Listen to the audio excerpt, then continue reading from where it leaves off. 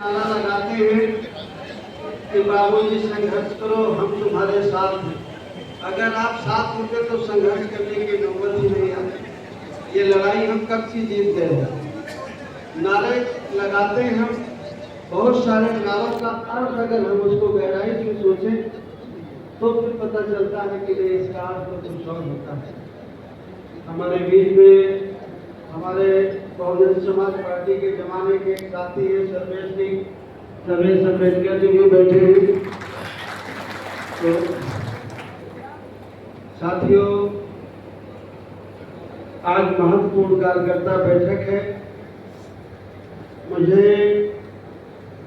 मैं कल जौनपुर में 2 बजे था और जौनपुर से चल करके मैं ट्रेन से फिरोजाबाद पहुंचा रात को 9-10 बजे, और वहां से मैं कासगंज आया और फिर आपके बीच में आया हूँ। और यहाँ से फिर मुझे करहल जाना है। कल प्रोग्राम मेरा इलाहाबाद में है। मैं ये बात कहने के लिए आपके बीच में आया हूँ कि विधानसभा का चुनाव लगभग 8 महीने बाद है। 8 महीने बाद उत्तर प्रदेश में विधानसभा का चुनाव होगा।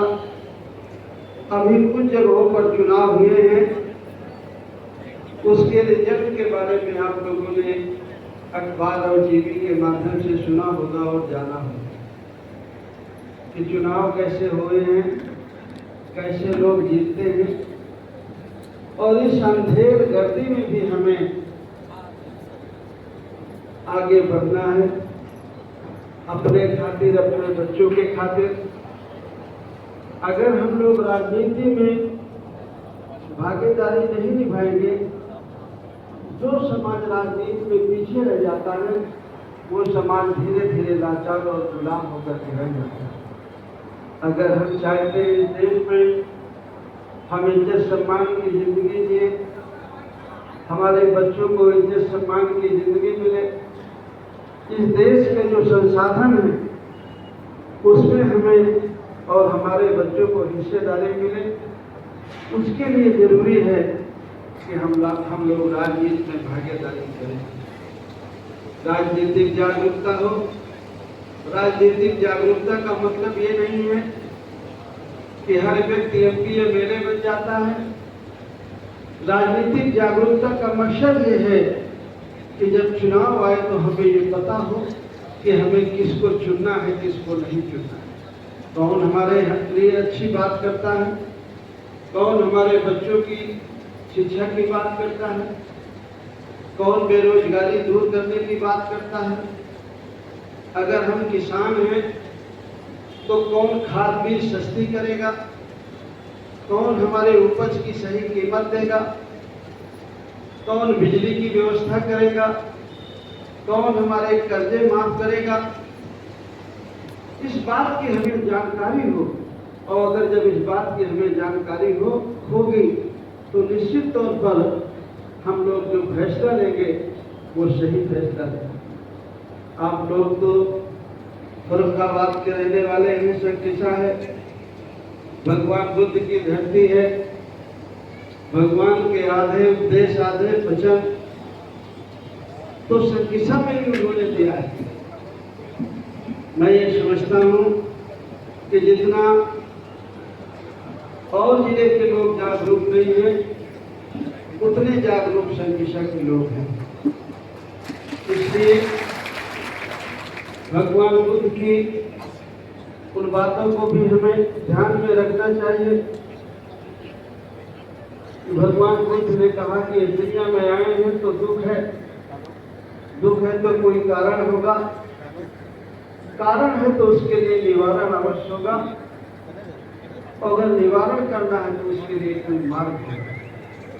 अगर हम इन चीजों को समझें और हम अगर अपने दुखों का पता करें कि दुख क्या है, तो फिर दुख के कारणों की तरफ हम पहुंच जाते हैं। मैं भी सोचता हूँ कि हम लोग गृहस्थ आश्रम में हैं, शादीशुदा हैं, बच्चे हैं, हम भगवान बुद्ध की तरह राजपाट छोड़ के जंगल में नहीं गए हैं, हम गृहस्थ हैं, तो हमारी जिम्मेदारी अपने बच्चों के प्रति है, अपनी बेटे के प्रति है, अपनी पत्नी के प्रति है, अपने माँ बाप के प्रति है कि हमारे अपने बच्चों की शिक्षा अच्छी हो, उनको रोजगार मिले। अब इस देश के जितने संसाधन हैं, उन संसाधन में हमारी हिस्सेदारी और भागीदारी होती है। जब हम लोग एक नारा लगाते हैं कि हमारे देश में जाति जनगणना हो, जाति जनगणना के बाद जिस समाज की जितनी आबादी हो, उस आबादी के हिसाब से उसे हिस्सेदारी और भागीदारी मिले। खाली सरकारी नौकरियां नहीं, सरकारी नौकरियां, प्राइवेट सेक्टर की नौकरियां, जल जंगल जमीन, इस देश का जितना सरकारी खजाना है उसमें आपका भी हिस्सा है और आपके बच्चों का भी हिस्सा है। इस देश के जितने संसाधन हैं सरकारी, उसमें आपका और आपके बच्चों का भी हिस्सा है। फर्क सिर्फ इतना है कि उन सरकारी संसाधनों का मालिक वो है जो हमारे वोट से जीत करके जाते हैं और सत्ता में बैठ जाते हैं। जब हम उन्हें सत्ता में बैठा देते हैं तो वो हमको 5 किलो अनाज देते हैं, किसी को 2000 देते हैं, किसी को कॉलोनी देते हैं। उसी सरकारी खजाना से कोई नेता अपने घर से नहीं जाता।